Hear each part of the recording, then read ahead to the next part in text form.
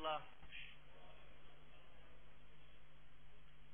إن الحمد لله نحمده ونستعينه من يهده الله فلا مضل له ومن يضلل فلا هادي له وأشهد أن لا إله إلا الله وحده لا شريك له وأشهد أن محمدا عبده ورسوله أما بعد فإن خير الحديث كتاب الله وخير الهدي هدي محمد صلى الله عليه وسلم شر الأمور محدثاتها وكل محدثة بدعة وكل بدعة ضلالة وكل ضلالة في النار. اللهم صل على محمد وعلى آل محمد كما صليت على إبراهيم وعلى آل إبراهيم إنك حميد مجيد. اللهم بارك على محمد وعلى آل محمد كما باركت على إبراهيم وعلى آل إبراهيم إنك حميد مجيد.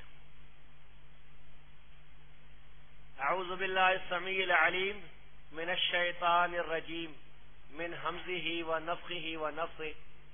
بسم الله الرحمن الرحيم. إنا نحن نزلنا الذكر وإنا له لحافظون. میرے بزرگوں اور بھائیوں، آج کا جو ہمارا پروگرام ہے اس کا موضوع ہے تاریخ تدوین حدیث. تدوین کا مطلب ہے مدون کرنا، جمع کرنا، لکھنا، یاد رکھنا، مدون کرنا، یہ ساری چیزیں اس میں آتی ہیں. اور حدیث کے بارے میں آپ جانتے ہیں کہ نبی کریم صلی اللہ علیہ وسلم کے اقوال اور افعال اور تقریرات انہیں حدیث کہا جاتا ہے. اسی میں سے اہل حدیث کا لفظ ہے، حدیث پر عمل کرنے والے. تو موضوع کے مطابق قرآن کریم کی جو آیت میں نے آپ کے سامنے تلاوت کی ہے، اس میں اللہ تبارک و تعالیٰ فرماتا ہے کہ ہم نے ذکر اتارا اور ہم ہی اس کی حفاظت کرنے والے. ذکر سے مراد قرآن ہے اور اسی طرح نبی کریم صلی اللہ علیہ وسلم کا فرمان ہے. قرآن اور حدیث یہ دونوں چیزیں ذکر ہیں، کیونکہ قرآن میں اللہ نے اپنے نبی کی اطاعت کا حکم دیا. قرآن اور حدیث دونوں حجت ہیں اور شرعی دلیلیں ہیں. اب اللہ تبارک و تعالی نے قرآن اور حدیث کو کس طرح محفوظ کیا، کس طرح حفاظت کی. قرآن کے بارے میں عام لوگوں کو معلوم ہے کہ نبی صلی اللہ علیہ وسلم اپنی زندگی میں لکھواتے بھی تھے، یاد بھی کرواتے تھے. صحابہ نے اسے یاد بھی رکھا اور لکھے ہوئے اور اکٹھے کر کے ابو بکر صدیق رضی اللہ تعالیٰ عنہ نے قرآن کو جمع کر دیا. پھر عثمان رضی اللہ تعالیٰ عنہ نے قرآن کریم کے کئی نسخے بنا کر عالم اسلام میں پھیلا دیے. اسی طرح حدیث کی حفاظت کے لیے اللہ تبارک و تعالیٰ نے مختلف ذرائع پیدا فرمائے. حدیث کی حفاظت اور تدوین کے لیے 5 بڑی چیزیں ہم نے جو تاریخ کا مطالعہ کیا ہے، اسماء و رجال کا اور حدیث کا، تو 5 بڑی چیزیں ہمارے سامنے آئی ہیں.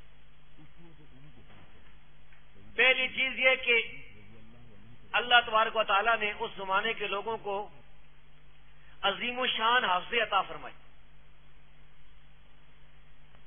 بہت ہی قوی مضبوط حافظے والے وہ لوگ تھے صحابہ کرام اور تابعین. پوری انسانی تاریخ میں بحیثیت مجموعی اتنے حافظے والے لوگ کسی دور میں نہیں گزرے.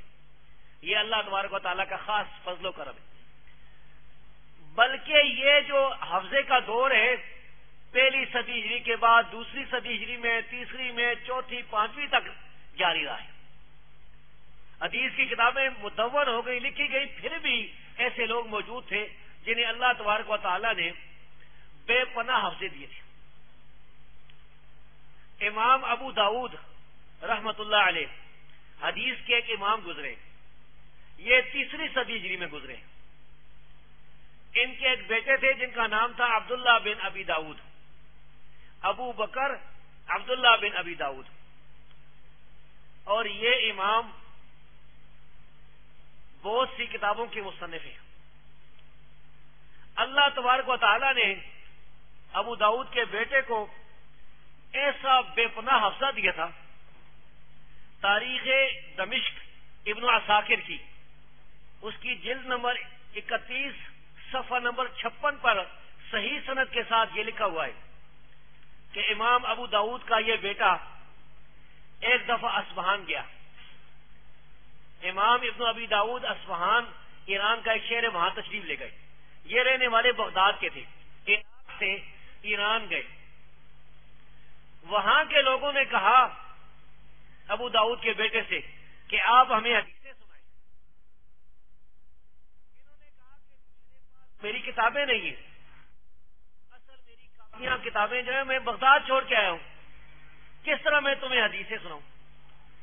لوگوں نے کہا کہ ابو داؤد کا بیٹا ہو اور اسے کتابوں کی ضرورت ہو، تو انہوں نے کہا ٹھیک ہے جی۔ انہوں نے وہاں پر لوگوں کو، شاگردوں کو اکٹھا کیا اور 30,000 حدیثیں زبانی ان کو سنائی۔ وہ کاپیاں قلم لے کر بیٹھے ہوئے تھے، انہوں نے 30,000 حدیثیں سنائی، لوگوں نے لکھ لی۔ اس کے بعد ان کی تحقیق کی گئی، اصل کتابیں دیکھی گئی، ابن ابی داؤد کی اصل کتابیں جو ہیں وہ ان کے ساتھ ملایا گیا، تو 30,000 حدیثوں میں صرف 3 حدیثوں میں غلطی لگی تھی۔ کیسا حافظہ اللہ تبارک و تعالیٰ نے دیا تھا کہ سند میں غلطی لگ گئی کہ راوی کے بدلے ایک راوی بدل گیا 30,000 حدیثوں میں سے، اور یہ دور ہے تیسری اور چوتھی صدی ہجری کا۔ تو صحابہ کرام اور تابعین کے تو بے پناہ حافظے تھے، اللہ نے انہیں ایسے حافظے دیے تھے، امام بخاری کے، امام مسلم کے۔ اس کے بعد کتابیں شروع ہوں گی، جب کتابیں شروع ہوں گی تو پھر تو مسئلہ ہی کوئی نہیں رہا۔ اب میں آپ کے سامنے صحابہ کرام کے دور سے تدوین حدیث کا موضوع بیان کرتا ہوں۔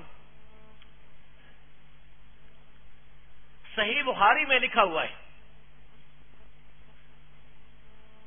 صحیح بخاری جو حدیث کی صحیح ترین کتاب ہے، اس میں لکھا ہوا ہے کہ سیدنا ابو ہریرہ رضی اللہ تعالیٰ عنہ انہوں نے فرمایا، یہ صحیح بخاری کی حدیث نمبر 113 ہے، فرمایا ما من اصحاب النبی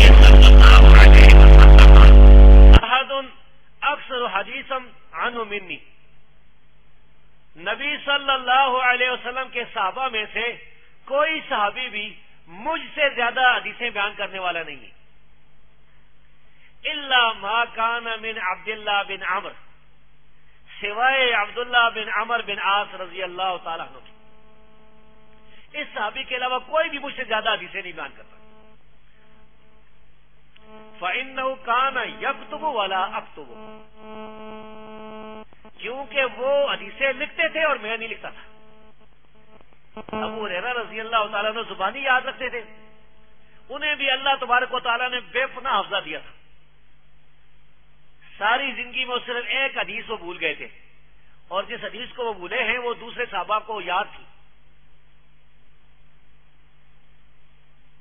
یہ جو عبداللہ بن عمر بن عاص ہیں جن کا ذکر سیدنا ابو ہریرہ رضی اللہ تعالیٰ نے فرمایا ہے، ان کا ایک واقعہ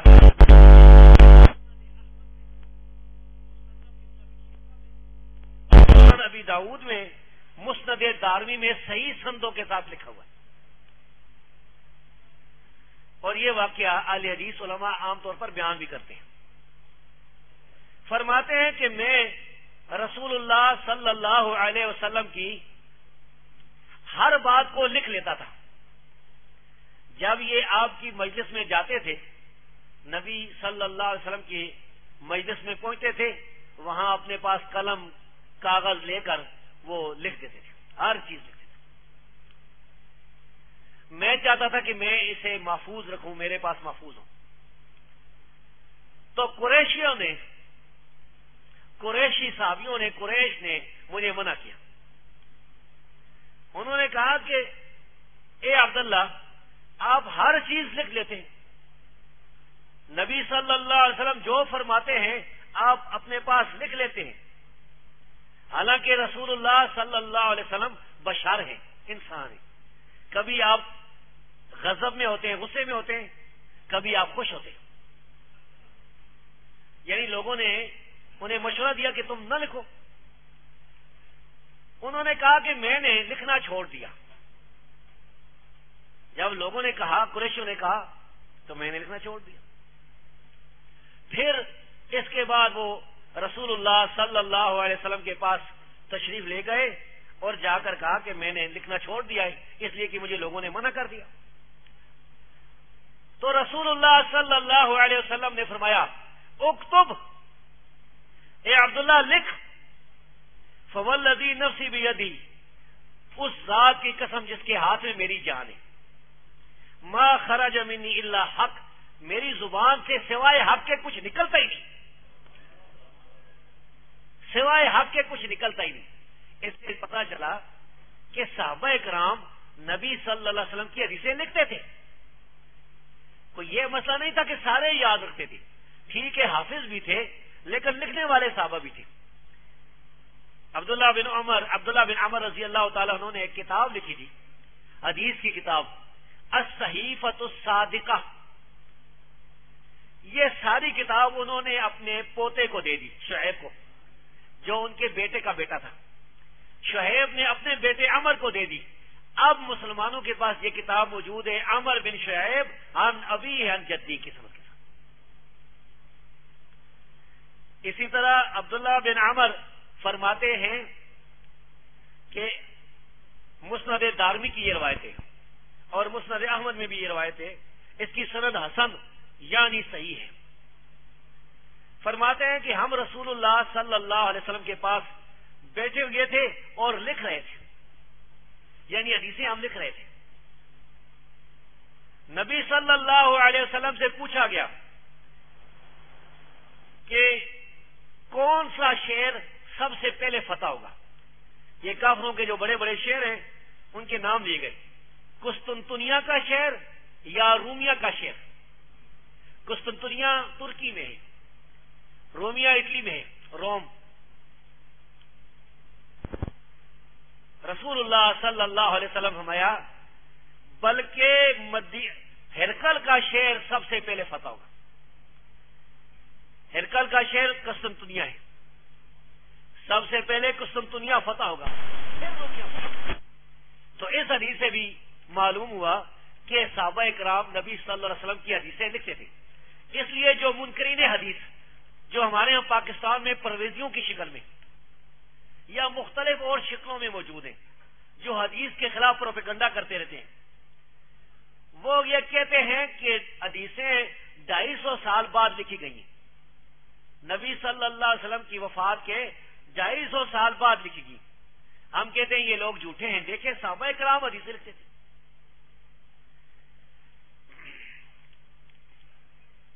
سیدنا ابو ہریرہ رضی اللہ تعالیٰ عنہ نبی صلی اللہ علیہ وسلم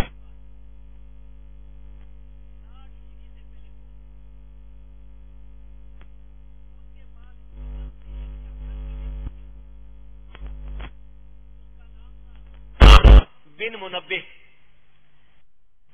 حمام بن منبہ نے رحمۃ اللہ علیہ سیدنا ابو ہریرہ رضی اللہ تعالیٰ عنہ سے حدیثیں منسوخ کرنا ایک کتاب لکھی، ایک مجموعہ لکھا. اس کتاب کا نام ہے الصحیفۃ الصحیحہ، صحیفۃ حمام. اس میں تقریباً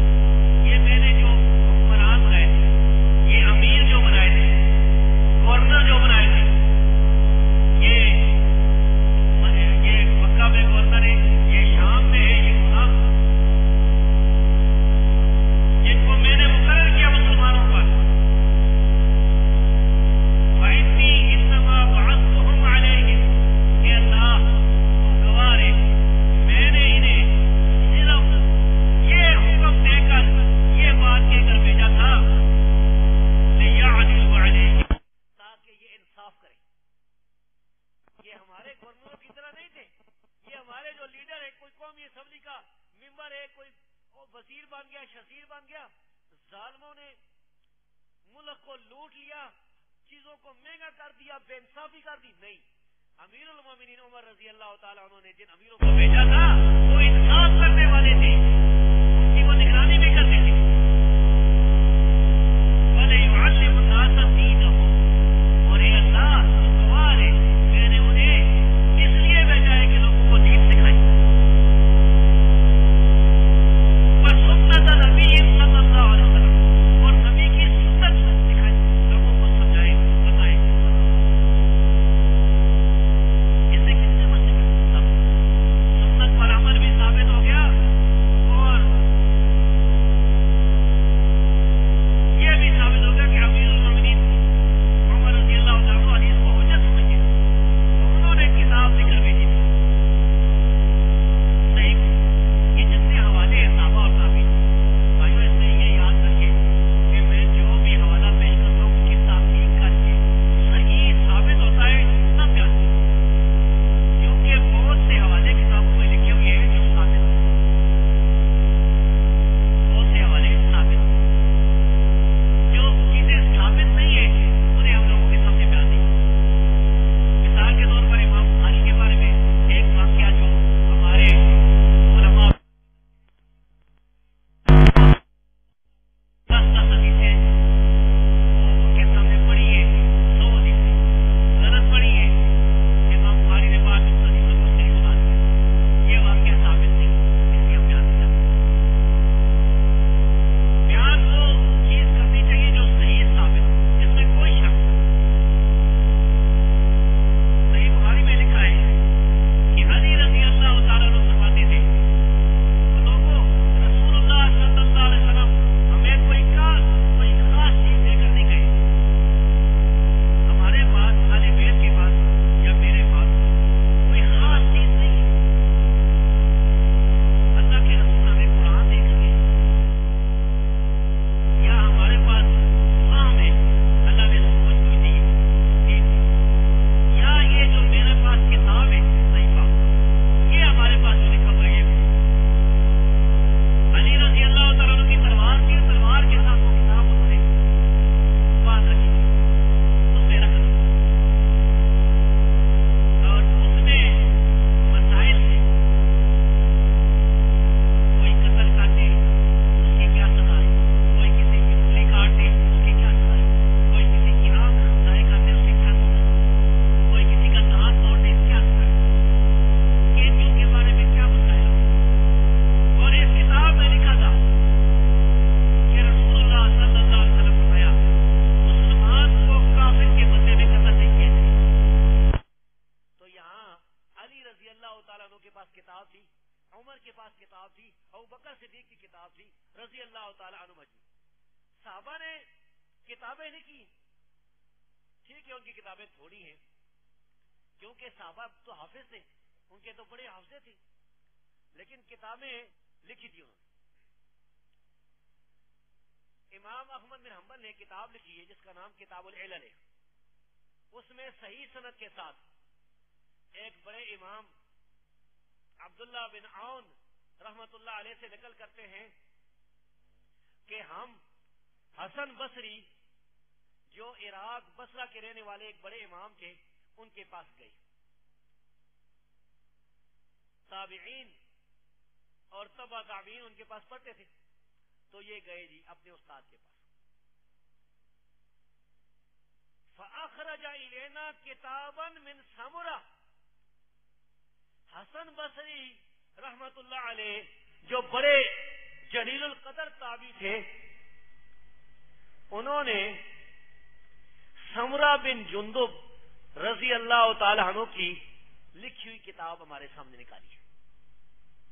ان کے پاس کتاب تھی جو صحابی نے لکھی تھی، وہ کتاب انہیں مل گئی تھی، وہ ان کو شاگردوں کو دکھائی کہ میرے پاس یہ کتاب لکھی.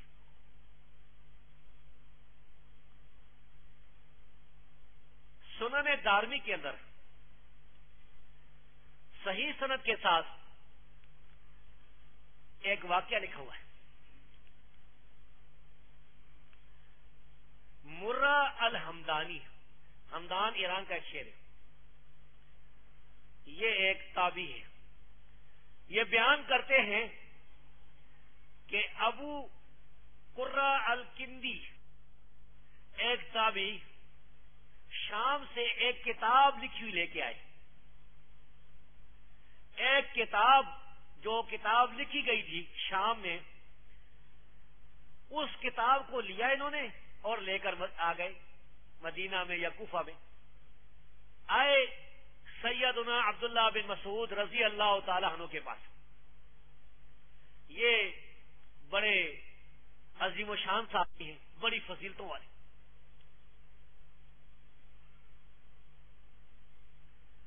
عبداللہ بن مسعود رضی اللہ تعالیٰ عنہ نے وہ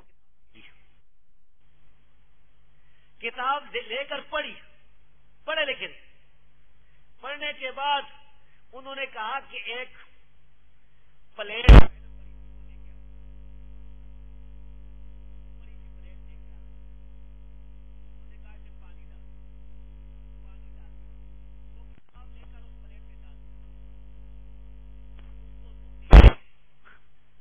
میں تو چھاپا خانے تھے، شاہی سے لکھی جاتی، ساری کتاب ضائع ہوئی. وہ سارا پانی کے ساتھ خراب ہو گئی، شاہی ختم ہوئی.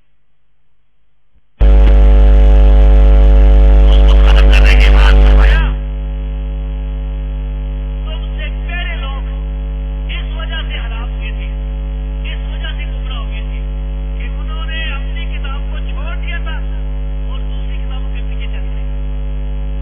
سمجھ آ رہی ہے نا؟ دوسری کتابوں کے پیچھے چل پڑے تھے اپنی کتاب کو.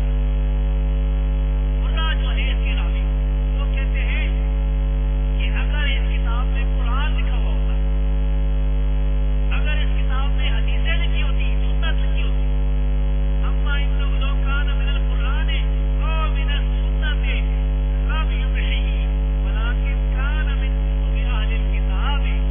اگر اس میں قرآن لکھا ہوتا عبداللہ بن مسعود رضی اللہ تعالیٰ عنہ سے کبھی بھی نہ مٹاتے، پانی میں کبھی بھی نہ ڈالتے. اگر اس میں حدیثیں لکھی ہوتی اس کو کبھی پانی میں نہ ڈالتے، اسے کبھی نہ مٹاتے. نہ اس میں قرآن تھا نہ سنت تھی، اس میں اہل کتاب کی یہودیوں کی باتیں لکھی. اس سے پتہ چلا کہ اس زمانے میں کتابیں ہوتی تھی. عبداللہ بن مسعود رضی اللہ تعالیٰ عنہ کے بیٹے تھے عبد الرحمن بن عبداللہ بن مسعود. مصنف ابن ابی شیبہ میں یہ ایک بڑا عام حوالہ ہے. جلد نمبر 9 صفحہ نمبر 50، حدیث نمبر 2000، حدیث نمبر 26 2642 یا 26420 26420 حدیث. اس میں لکھا ہے کہ فاضل بن عبد الرحمن کے تھے کہ عبد الرحمن بن عبداللہ بن مسعود رضی اللہ تعالیٰ عنہ نے ایک کتاب اپنے پاس سے لے کر ہمارے سامنے بھیجی، کہا کہ یہ دیکھو یہ کتاب ہے. وحلف علی، اور عبد الرحمن نے قسم کھا کر کہا، اللہ کی قسم ہے، انہ من عند خط ابی بیدی، یہ میرے ابا کے ہاتھ کی لکھی ہوئی کتاب. یہ ابا کون تھے؟ عبداللہ بن مسعود رضی اللہ تعالیٰ. تو یہ پرویزی اور منکرین حدیث پر بگڑنا کرتے ہیں. یہ حدیث ہے جی، یہ تو 250 سال بعد لکھی گئی ہے، جس سے یہ مشکوک ہے سارا مسئلہ. اللہ کے بندو تم مشکوک ہو. حدیثوں کی تدوین تو صحابہ کے زمانے میں شروع ہو گئی تھی. صحابہ کا دور جب گزرتا ہے تابعین کا دور آتا ہے. تابعین کے دور میں تو حدیثوں کی بہت سی کتابیں لکھی گئی. میرے پاس میری لائبریری میں ایک کتاب پڑھی ہے جس کا نام ہے کتاب السیرہ. اتنی موٹی کتاب ہے، اس کے تقریباً صفحے ہیں جی 727، اور یہ پوری کتاب نہیں ہے، یہ اتنی ہی چھپی ہے جتنی ملی ہے. آپ کو یہ پتا ہے کہ ایک وقت مسلمانوں پر ایسا بھی آیا ہے کہ کافروں نے، ہلاکوں نے، چنگیز کے فوجوں نے مسلمانوں پر حملہ کیا اور عالم اسلام کو تباہ و برباد کر دیا. عراق پر قبضہ کر لیا، بغداد پر قبضہ کر لیا. جتنی بھی کتابیں تھیں مسلمانوں کی ان کو دجلہ فرات پہ پھینک دیا. اس لیے ہماری بہت سی کتابیں ضائع ہو گئی ہیں، جن میں سے صحیح ابن خزیمہ اب آدھی موجود ہے، آدھی غائب اور بھی. تو ابن اسحاق کی لکھی ہوئی کتاب السیرہ اب موجود ہے، چھپی ہوئی، اور ہمارے پاس موجود ہے. اور یہ تابعی تھے، انہوں نے انس رضی اللہ تعالی عنہ صحابی کو دیکھا تھا. صحیح بخاری میں اور مسند دارمی میں صحیح سند کے ساتھ لکھا ہوا ہے کہ عمر بن عبدالعزیز رحمت اللہ علیہ نے حکم جاری کیا تھا، لکھ کر بھیجا تھا اپنی خلافت میں، وہ مسلمانوں کے خلیفہ تھے. کہا تھا کہ لوگوں، آل مدینہ والو، رسول اللہ صلی اللہ علیہ وسلم کی جتنی بھی حدیثیں ہیں تلاش کرو اور انہیں لکھ لو، حدیثوں کو لکھ لو. فإنی قد خفت دروس العلم وذهاب اہلی، مجھے ڈر ہے کہیں علم ختم نہ ہو جائے، علماء ختم نہ ہو جائے، لکھ لو، کتابیں بنا لو. یہ کتنا بہترین حکم تھا جو امیر المومنین عمر بن عبدالعزیز رحمت اللہ علیہ نے جاری کیا تھا. سعید بن جبیر رحمت اللہ علیہ ایک بڑے تابعی تھے، بڑی خوبیوں والے، اور شہید ہوئے تھے. یہ عبداللہ بن عباس رضی اللہ تعالیٰ عنہ کے شاگرد تھے. یہ کہتے ہیں کہ میں عبداللہ بن عباس رضی اللہ تعالیٰ عنہ کے ساتھ سفر کرتا تھا. رات کو اگر عبداللہ بن عباس رضی اللہ تعالیٰ عنہ کوئی حدیث بیان کرتے تھے تو یہ اونٹ پر بیٹھے ہوتے تھے، ادھر ہی لکھ لیتے تھے.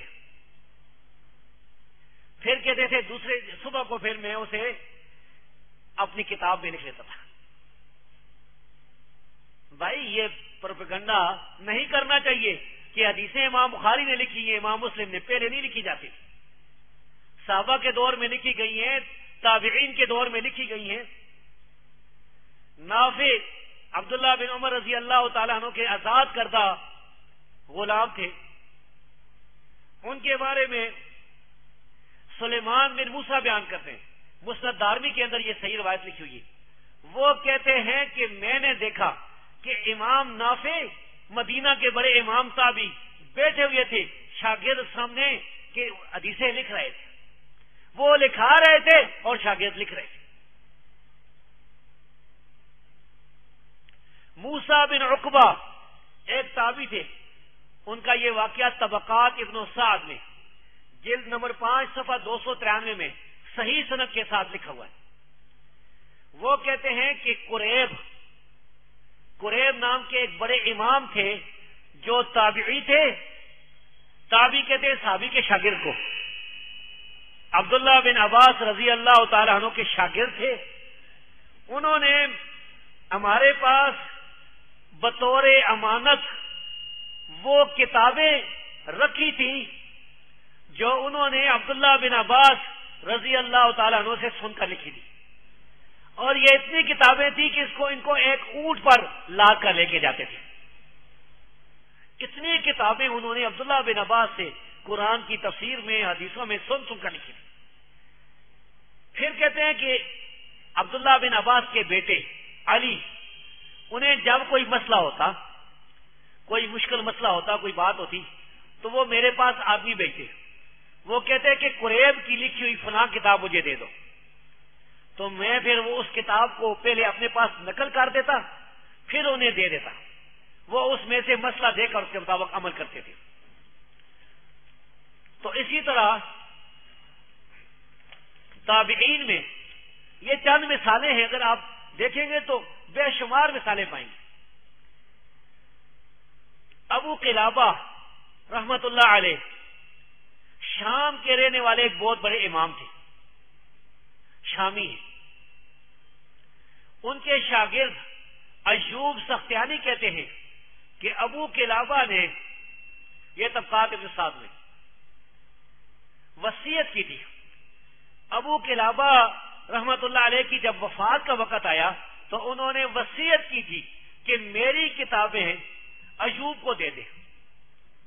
وہ کہتے ہیں کہ پھر میں شام گیا، شام میں جا کر وہ کتابیں لی، اور ان کتابوں کا کرایہ جو میرا لگا تھا کوئی 11 سے لے کر 19 درہم تک لگا تھا اس زمانے میں، جو انتہائی سستا زمانہ تھا۔ اس زمانے میں یعنی آدھے دینار کی بکری مل جاتی تھی۔ امام زہری رحمت اللہ علیہ بھی حدیثیں لکھتے تھے، انہوں نے کوئی کتابیں بھی لکھی تھی۔ اسی طرح مجاہد مفسر قرآن وہ بھی حدیثیں لکھتے تھے۔ تو حدیث کی تدوین ہوتی رہی۔ رسول اللہ صلی اللہ علیہ وسلم کی بات چونکہ دین ہے، وہی ہے، وہ اپنی خواہش سے کچھ کہتے ہی نہیں، جو کہتے ہیں اللہ کی طرف سے وہی ہوتی ہے۔ اس لیے اللہ تبارک و تعالیٰ نے ایسے وسائل پیدا فرمائے، ایسے انسان پیدا فرمائے جنہوں نے حدیثیں یاد بھی رکھی، انہیں لکھا بھی، کتابیں مدون کی۔ یہ تابعین کا دور ختم ہوا، اب آیا دور تبع تابعین کا، تابعین کے شاگردوں کا۔ تبع تابعین میں ایک امام ہے، امام آل مدینہ، امام دار الہجرہ، آپ ان کو جانتے ہیں انشاءاللہ۔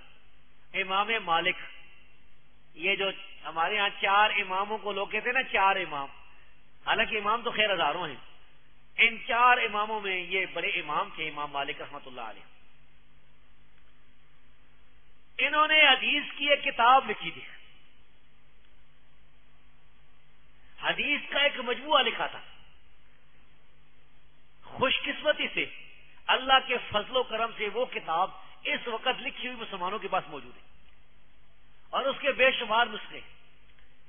انہوں نے جس وقت یہ کتاب لکھی تھی اس وقت امام بخاری رحمت اللہ علیہ پیدا نہیں ہوئے تھے، امام مسلم پیدا نہیں ہوئے تھے، امام ترمذی پیدا نہیں ہوئے تھے، امام ابو داؤد پیدا نہیں ہوئے تھے، امام نسائی پیدا نہیں ہوئے تھے، امام ابن ماجہ بھی پیدا نہیں ہوئے تھے، انہوں نے کتاب لکھی۔ امام احمد بن حنبل بھی پیدا نہیں ہوئے تھے۔ کتاب کا نام ہے الموطا۔ موطا اس راستے کو کہتے ہیں جس پر بہت سے لوگ گزرے، روندا ہوا راستہ، جس کو اپنی زبان میں ہم جرنیلی سڑک بھی کہہ سکتے ہیں، شاہراہ۔ اس کتاب میں 1955 حدیثیں لکھی ہوئی ہیں۔ امام ابن ابی حاتم کی کتاب تقدمۃ الجرح و تعدیل میں شروع میں صفحہ نمبر 3 اور 4 پر پہلی جلد میں لکھا ہوا ہے صحیح سند کے ساتھ، ابراہیم بن طہمان ایک بڑے امام تھے، وہ فرماتے ہیں کہ میں امام مالک کے پاس گیا مدینہ، امام مالک سے حدیثیں پڑھی، حدیثیں لکھی، کتاب لکھ کے لے آیا۔ کتاب میرے پاس لکھی ہوئی تھی اور میں کوفہ آیا۔ کوفہ آیا تو امام ابو حنیفہ رحمت اللہ علیہ سے میری ملاقات ہوئی۔ امام صاحب نے پوچھا کدھر گئے تھے؟ میں نے کہا میں مدینے گیا تھا، مدینے کے امام کے پاس حدیثیں پڑھنے کے لیے گیا تھا، مدینے سے حدیثوں کی لکھی ہوئی کتاب لایا ہوں۔ امام مالک سے حدیثیں لایا ہوں۔ تو امام ابو حنیفہ رحمت اللہ علیہ نے بتایا وہ کتاب کدھر ہے؟ دکھا یہ کتاب ہے۔ انہوں نے کہا یہ حدیثیں مجھے بھی لکھا دو۔ امام ابو حنیفہ نے اپنی کاپی لے لی اور قلم لے لیا اور حدیثیں لکھنی شروع کر دی۔ بھائیوں، اس سے بڑے مسئلے ثابت ہوتے ہیں۔ ایک تو یہ مسئلہ ثابت ہوتا ہے کہ امام ابو حنیفہ علیہ حدیث سے، امام مالک علیہ حدیث سے حدیثیں بیان کرنے والے، حدیثیں لکھنے والے تھے، حدیث پر عمل کرنے والے تھے، حدیث کے ساتھ پیار اور شوق کرتے تھے، ان سب کے عقائد ایک تھے۔ دوسرا اس سے یہ ثابت ہوتا ہے کہ حدیثیں لکھی جاتی تھی، امام بخاری اور امام مسلم کے پیدا ہونے سے پہلے ہی حدیثیں مدون ہو رہی تھی۔ اسی طرح سعید بن ابی عروبہ جو کہ تابعین میں سے ہیں، انہوں نے ایک کتاب لکھی تھی جس کا نام ہے کتاب المناسک، حج کی کتاب۔ حاجی حج کس طرح کرے، حج کے مسائل کیا ہیں۔ اس کتاب کا کچھ حصہ ملا ہے اور وہ چھپا ہے، میرے پاس موجود ہے وہ، ہماری لائبریری میں یہ کتاب پڑی ہوئی. یہ وفات پائی انہوں نے سعید بن ابی عروبہ 156 ہجری میں فوت ہوئی، 156 میں. اور امام بخاری پیدا ہوئے تھے 194 میں. امام بخاری سے پتہ نہیں تقریباً 40 سال پہلے جو ہے یہ فوت ہوئی. امام ابو حنیفہ کے ایک شاگرد تھے جن کا نام ہے امام وکی ابن الجراح. انہوں نے بھی حدیث کی کتابیں لکھی تھی. ان کی کتابوں میں سے ایک کتاب اللہ کے فضل سے بچ گئی ہے اور چھپی ہوئی مارکیٹ میں موجود ہے. 3 جلدوں میں یہ کتاب میرے پاس موجود ہے. اس میں 539 حدیثیں لکھی ہوئی. اسی طرح اس دور کے ایک بڑے امام تھے جن کا نام ہے عبداللہ بن مبارک رحمت اللہ علیہ. یہ وہ انسان ہے جس کے سچا ہونے پر، امام ہونے پر، عالم ہونے پر، مجاہد ہونے پر، فقیہ ہونے پر، ساری خوبیوں کا جامع ہونے پر اجماع ہے. سب اہل سنت کا، اہل تشیع، روافض سب مانتے ہو. عبداللہ بن مبارک رحمت اللہ علیہ انہوں نے کتابیں لکھی تھی. ان کی کتابوں میں کتاب الزہد اس وقت چھپی ہوئی موجود ہے مارکیٹ میں، اور اس میں 1627 حدیثیں جمع 436 حدیثیں، تقریباً 2000 حدیثیں لکھی ہوئی. ان کی کتاب مسند عبداللہ بن مبارک، اس میں 289 حدیثیں لکھی ہوئی ہیں، یہ بھی چھپی ہوئی ہے. ان کی کتاب البر والصلہ یہ بھی چھپی ہوئی ہے جس میں 353 حدیثیں ہیں. ان کی ایک کتاب الجہاد بھی ہے اور یہ پاکستان میں ترجمہ ہو چکی ہے جس میں 262 حدیثیں. تو عبداللہ بن مبارک کی جو کتابیں ہمارے پاس پہنچی ہیں ان میں 2967 حدیثیں. اور یہ وہ انسان تھا اللہ کا، یہ وہ نیک بندہ تھا. اس کو اللہ نے مال دیا تھا، سارا مال اللہ کے راستے میں خرچ کیا. یہ 1 سال میدان جنگ میں کافروں کے خلاف جہاد کرتا تھا، میدان جنگ میں کھڑا ہے 1 سال. اگلے سال مکہ اور مدینہ آ جاتا تھا، حج کرتا تھا اور حدیثیں بیان کرتا تھا. ساری زندگی 1 سال جہاد میں، 1 سال مکہ مدینہ میں. امام ابو اسحاق الفزاری جو اس زمانے کے بڑے عالم تھے تبع تابعین میں، انہوں نے کتاب السیر لکھی ہے جس میں 659 حدیثیں ہیں اور یہ چھپی ہوئی میرے پاس موجود ہے. امام محمد بن فضیل بن غزوان جو کہ امام بخاری سے پہلے گزرے ہیں، انہوں نے کتاب الدعا لکھی ہے جو ہمارے پاس موجود ہے. تو یہ 5-6 کتابیں تابعین کی جو میں نے آپ کے سامنے بیان کی ہیں، ان میں 6000 حدیثیں لکھی ہوئی ہیں.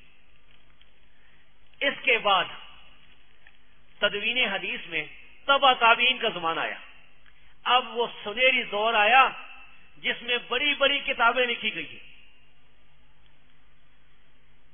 اس دور میں تبع تابعین کے بعد 2ری صدی ہجری اور 3ری صدی ہجری اسلام کے یہ بہترین زمانے ہیں. اور آپ کو پتہ ہے کہ نبی صلی اللہ علیہ وسلم نے فرمایا کہ سب سے بہترین زمانہ میرا ہے، پھر میرے بعد جو ہے، پھر جو ان کے بعد ہے، اور ایک روایت میں تھا جو پھر ان کے بعد ہے. یہ بہترین زمانہ اس کا حساب لگایا گیا ہے 276 ہجری تک، یعنی 3ری صدی ہجری تک یہ سب سے بہترین زمانہ ہے. اس زمانے میں کون کون سی کتابیں لکھی گئی تھی؟ اسی لیے میں کہتا ہوں یہ میرا جو بیان ہے، اگر کوئی منکر حدیث سن رہا ہے وہ اس کا دلیل کے ساتھ جواب دے، کسی ایک حوالے کو غلط ثابت کرے، کسی ایک دلیل کو توڑے. مسند ابی داؤد الطیالسی یہ 204 ہجری میں فوت ہوئی تھی. انہوں نے کتاب لکھی تھی جو ہماری لائبریری میں موجود ہے جس میں 2767 حدیثیں لکھی ہوئی. یحییٰ بن آدم نے کتاب الخراج لکھی تھی، یہ بھی ہماری لائبریری میں چھپی ہوئی موجود ہے، 640 حدیثیں. امام عبد الرزاق یمن کے رہنے والے امام تھے، انہوں نے کتاب لکھی مصنف عبد الرزاق. اس کتاب میں 21,000 حدیثیں ہیں. یہ میرے پاس لکھی موجود ہے. مسند حمیدی جو کہ امام حمیدی نے لکھی تھی، اس میں 1300 حدیثیں ہیں، یہ بھی چھپی موجود ہے. امام فضل بن دکین نے کتاب الصلاۃ لکھی تھی، اس میں 349 حدیثیں، یہ بھی چھپی موجود ہے. یہ جتنی کتابوں کے میں نام لے رہا ہوں یہ ساری موجود ہیں ہمارے پاس اللہ کے فضل سے، اور یہاں گجرانوالہ میں بھی انشاءاللہ ہوں گی. امام ابو عبید نے کتاب الاموال لکھی ہے جس میں 1998 حدیثیں. یہ ساری حدیثیں، یہ ساری کتابیں صحیح بخاری صحیح مسلم سے پہلے لکھی گئی، یہ یاد رکھیں. اس لیے یہ پروپیگنڈا کرنا کہ حدیثیں تدوین نہیں ہوئی تھی، یہ غلط ہے. ابو عبید کی کتاب الطہور، اس میں 419 حدیثیں.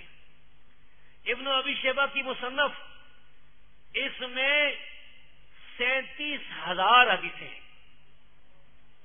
37,930 یعنی 38,000 کے قریب. یہ بہت بڑی کتاب موجود ہے مارکیٹ میں، 15 جلدوں میں بھی یہ مختلف نسخے ہیں اس کے.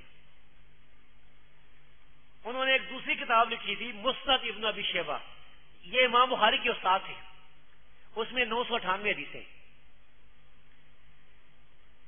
امام احمد بن حنبل کا نام آپ نے سنا ہوگا، انہوں نے ایک کتاب لکھی ہے مسند احمد، یہ مارکیٹ میں چھپی موجود ہے، اور ابھی ابھی اس کی تحقیق ہوئی ہے، علماء نے اس پر کام کیا ہے، 50 جلدوں میں ہی چھپی ہے. اس میں 28,200 حدیثیں ہیں.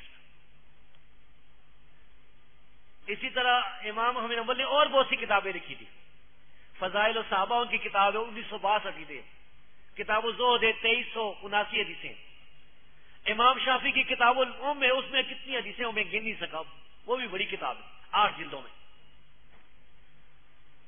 اسی طرح اور علماء نے بھی، حناد نے کتاب الزہد لکھی تھی جس میں 1442 حدیثیں. سنن سعید بن منصور میں 2978 حدیثیں. یہ جو میں نے آپ کے سامنے حوالے پیش کیے کتاب الام کو چھوڑ کر، اس میں 1,03,000 جو ہے 651 حدیثیں. اب یہاں پر ایک اور مسئلہ بھی آپ کو سمجھا دوں. یہ 1,00,000 حدیثیں ہیں. فرض کریں کہ یہ حدیثیں میں نے ایک استاد سے سنی. اب میرے 10 شاگرد ہیں، وہ کہیں گے کہ ہمیں زبیر نے بیان کیا، اس کو فلاں استادوں نے، تو 1,00,000 حدیثیں 10,00,000 حدیثیں مان جائیں گی. آگے میرے جو 10 شاگرد ہیں، آگے ان کے آگے 10 شاگرد ہیں، تو ضرورت کرے تو کروڑوں حدیثیں بن جائیں گی.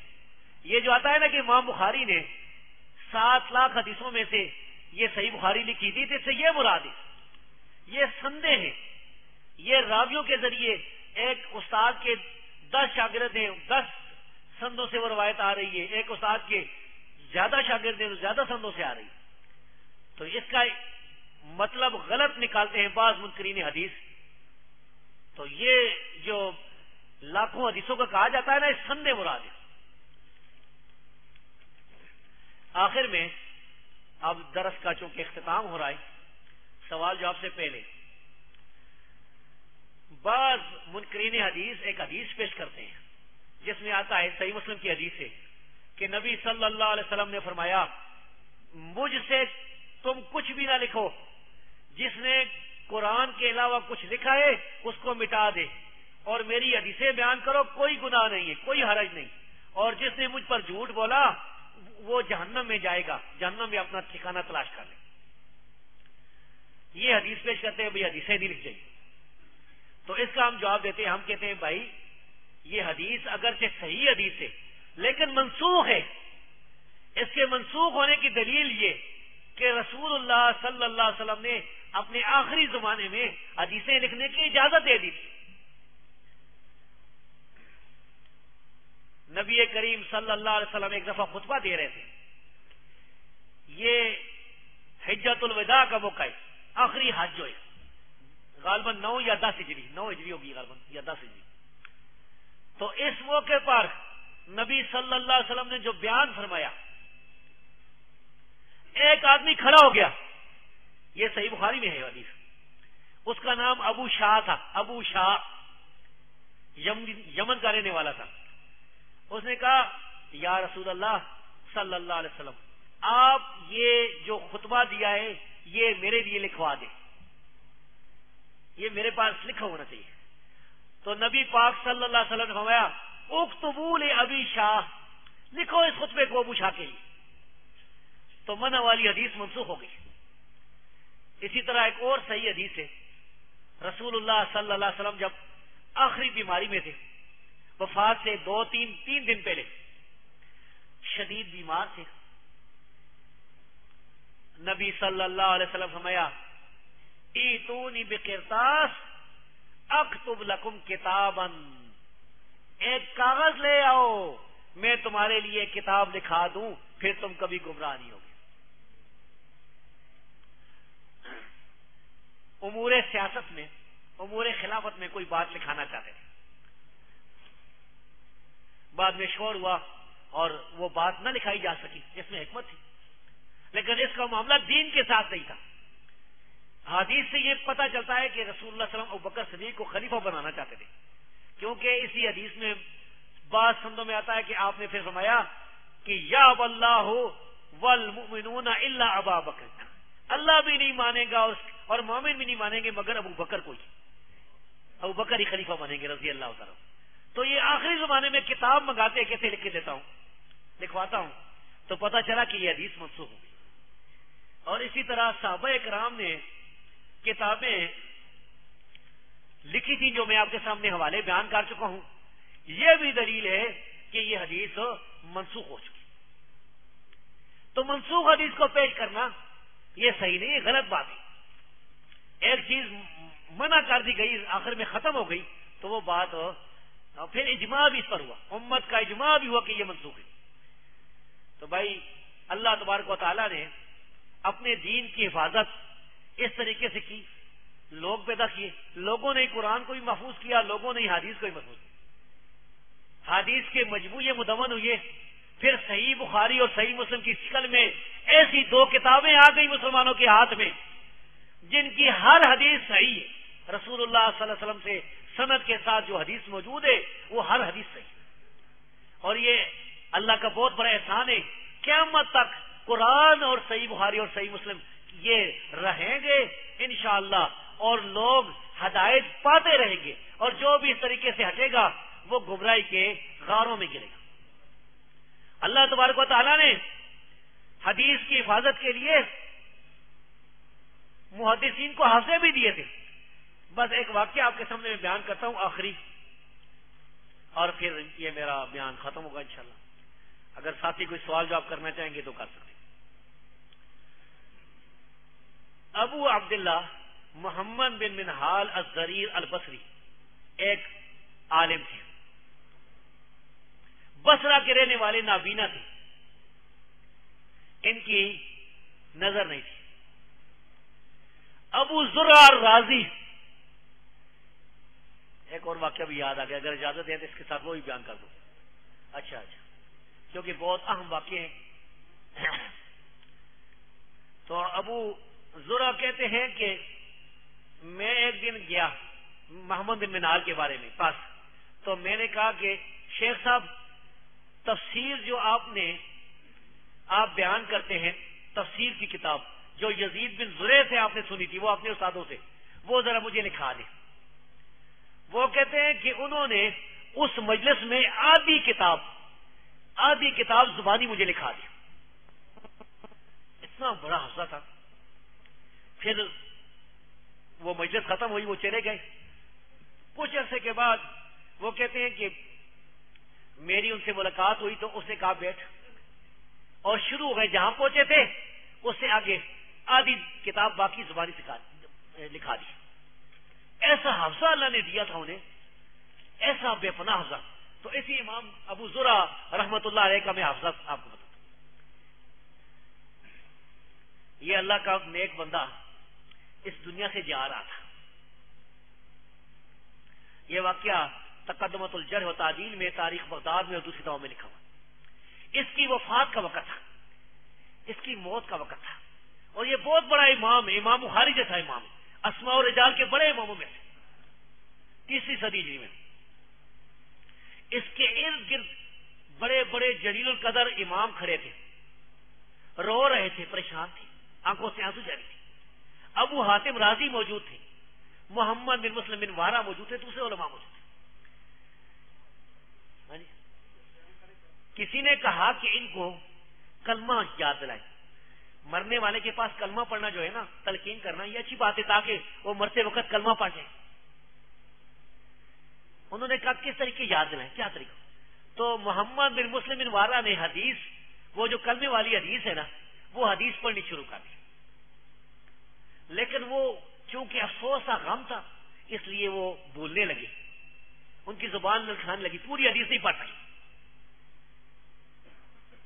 ابو زرع رازی رحمت اللہ علیہ چارپائی پر لیٹے ہوئے، سار تکے پر تھا، سن رہے تھے، اپنا سار اٹھایا اور شروع کر دیا، حدثنا ابو عاصم قال حدثنا بندار قال حدثنا عبد الحمید بن عامر، آگے سے سند، اگر اس طرح میں بھول جاؤں، بہرحال اس میں صالح بن ابی عریب ہے، پتہ نہیں ہن مکون ان کثیر بن مرہ ان معاذ بن جبل، اس قسم کے الفاظ ہیں، اللہ معاف۔ تو فرمایا قال رسول اللہ صلی اللہ علیہ وسلم، رسول اللہ صلی اللہ علیہ وسلم نے فرمایا من کانا آخر کلامہ لا الہ الا اللہ دخل الجنہ، جس کا آخری کلام لا الہ الا اللہ ہوگا جنت دخل الجنہ، کہا اور سار رکھ دیا، فوت ہو گئے۔ اللہ تبارک و تعالی ہمیں کتاب و سنت کا مطابق بنائے۔ واقول قولی ھذا واستغفر اللہ لی ولکم سائر المؤمنین، آمین یا رب العالمین۔ السلام علیکم ورحمۃ اللہ۔ آج سوال جواب کی نشست بہت اہم ہے، بھائی تشریف رکھیں، انشاءاللہ نشست ہوگی اور شیخ صاحب انشاءاللہ سوالات کے جوابات دیں گے۔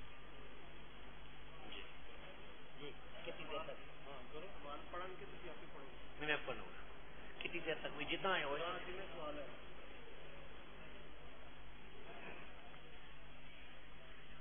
اچھا، یہ سوالات میرے پاس آئے ہیں اور سوالات کا تعلق مجھے نظر یہ آتا ہے کہ موضوع سے ہٹا ہوا ہے، لیکن انشاءاللہ میں جواب دینے کی کوشش کرتا ہوں۔ کیا یہ سوال سنیں، سوال ہے کیا ہر نماز کے بعد ہاتھ اٹھا کر دعا کرنا چاہیے یا نہیں؟ قرآن و حدیث سے وضاحت فرمائیں۔ سوال دوبارہ سن لیں، کیا ہر نماز کے بعد